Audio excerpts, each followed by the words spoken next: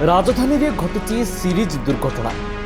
मो बस को पिटिला मो बस ड्राइवर को बेपरुआ गाड़ी चलाइबा जोगु अनेक लोक आहत होइचंती। सेहिपरि आज मध्य घटी मो बस दुर्घटना। दुर्घटना रे दुईटी मो बस एवं दुई कार दुर्घटनाग्रस्त क्षतिग्रस्त होइतिबा बेले 4 जन आहत होइचंती।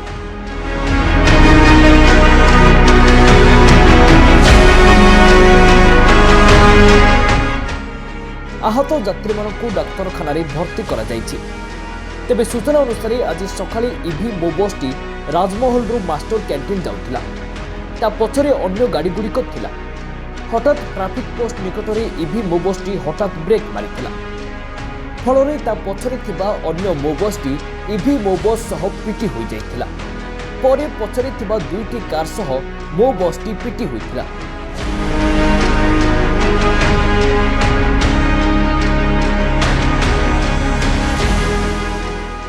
परे घटनास्थल में उत्तेजना प्रकाश पाइथिला और रास्ता मध्य जाम हो जाइथिला। घटनास्थल में पुलिस पहुंची उत्त्यक्त लोकों को बुझासुझा करथिले और दुर्घटनाग्रस्त मो बस को डिपो को निया जाइथिबा कहा जाउछि।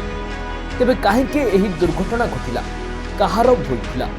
मो बस ड्राइवर निशाशक्त अवस्था थिले ना पछ बस को आग बस ओभरटेक करथिले? एही समय रे दुर्घटना घटिछि ताहा स्पष्ट होई नाही। पुलिस एहार तदंत करुछि। ब्यूरो रिपोर्ट दिनांक टीवी।